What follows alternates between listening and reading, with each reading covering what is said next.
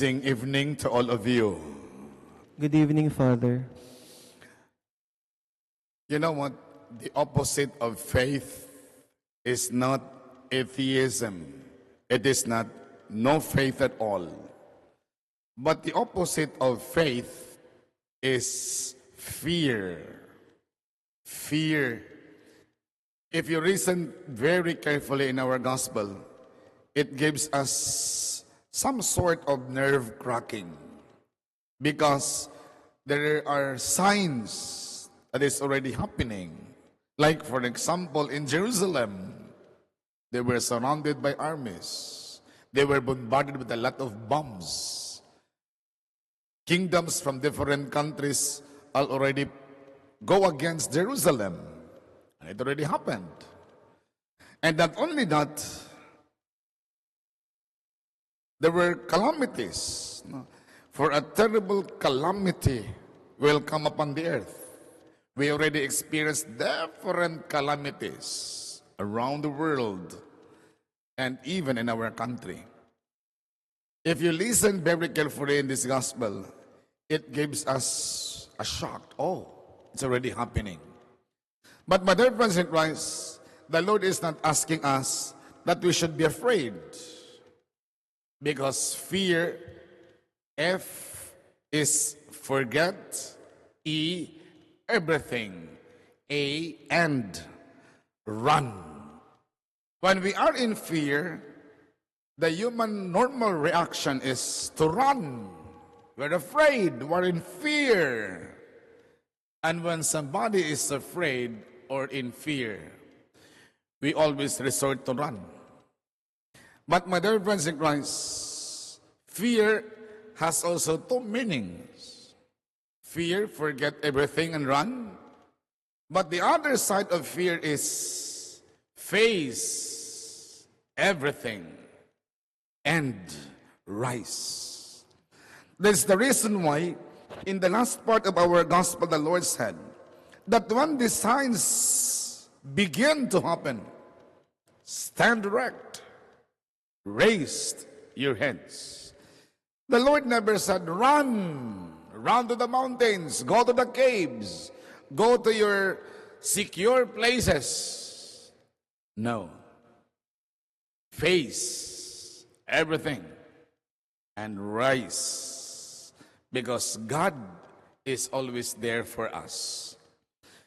Towards the end of the liturgical calendar, the gospel is somewhat like there are some trouble, chaos. In this gospel, it gives us the analogy or a picture of there will be cosmic catastrophe. There will be chaos in the universe, stars, moon. There will be signs around us. Why is it that the Lord is giving us this kind of gospel? The Lord wants us to focus more on the King of Kings. That is the reason why last Sunday, as we end our liturgical calendar of the church, we focus more on Christ. Because even though this cosmic catastrophe, chaos, problems that we experience, calamities, there will be problem not only in different calamities, but problem in politics. It already happening. Big families of politicians were fighting. Duterte and BBM, they were fighting. We are in the middle. We're not being asked to run or to be afraid, but rather face everyone and rise, stand for the truth, because God is always there for us. The words of Jesus in the gospel, other gospel perigo, do not be afraid, repeated in the Bible from the book of Genesis to the book of Revelation. The words, do not be afraid, be not afraid, huwag matakot, 365 times, as if the Lord assures us every day of our life. Do not be afraid every day of your life. There are 365 times repeated in the Bible, do not be afraid. There are 365 days in a year. The Lord is reminding us, do not be afraid. And in what way that we should not be afraid? Because we are having coffee. Tayo ay nagkakape. K-A-P-E.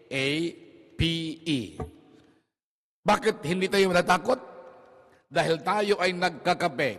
K, kausapin. A, ang P, Panginoon everyday. Kausapin natin ang Diyos everyday. We should not run. We should not go to any other bunkers or places of comfort where we are safe. No more. One bomb, one click away, all of us will perish. All of us will be banished. Just like the dinosaur in the Paleolithic age. Nawawala tayo. Wala nang manataguan pa. But if you are always talking to the Lord every day, kausapin ng Panginoon every day, you will not stand and run, but you will stand erect and rise, because God will always be there for us.